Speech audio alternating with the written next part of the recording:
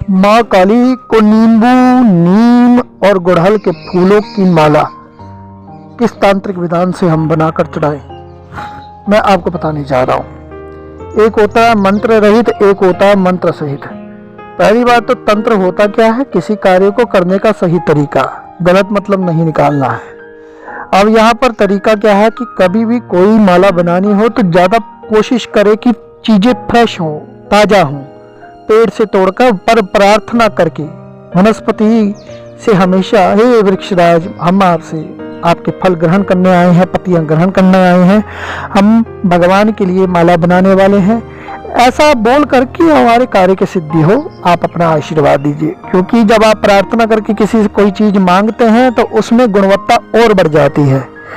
अब रही बात कि आप को उदाहरण की गाय से जबरदस्ती उसका दूध निकालो तो वो दूध निकलने के बावजूद, पीने के बावजूद भी हमारे अंदर वो पोषण तत्व नहीं देगा जो गाय प्रसन्नता के साथ आपको दूध देगी। उसमें बात तो भाव की है।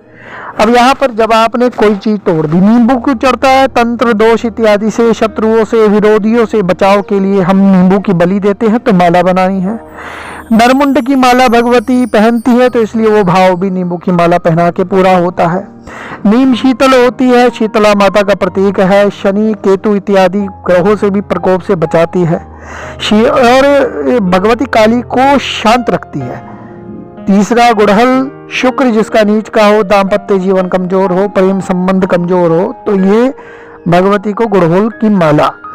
तो आप जब तीनों का संयोग कर दोगे तो एक साथ कई सारे आपकी मनोकामनाएं पूर्ण होंगी।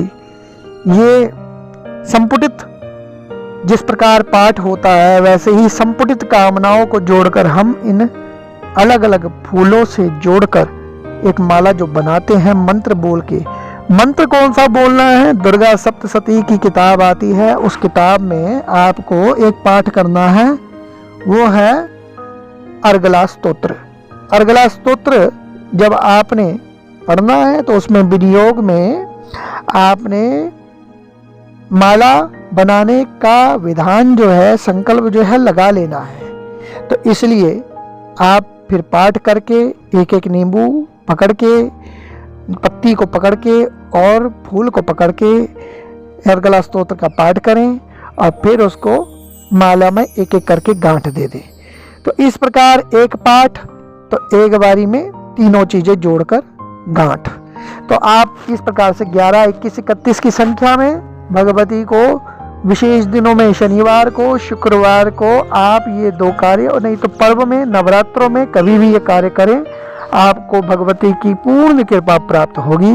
ये प्रयोग सुनने में साधारण है, लेकिन अर्गला स्तोत्र में आप रूपम देहि जयम देहि यशो देहि द्विषो देहि, रूप मिले, यश मिले, सौभाग्य मिले, पुत्रान देहि, सब प्रकार की वृद्धि, आपके कार्य की सिद्धि, वो इस प्रार्थना को लगाकर जब आप माला बनाओगे तो भगवती आपको देगी। तो उम्मीद है आपको ये तंत्र प्रयोग पसंद आया होगा।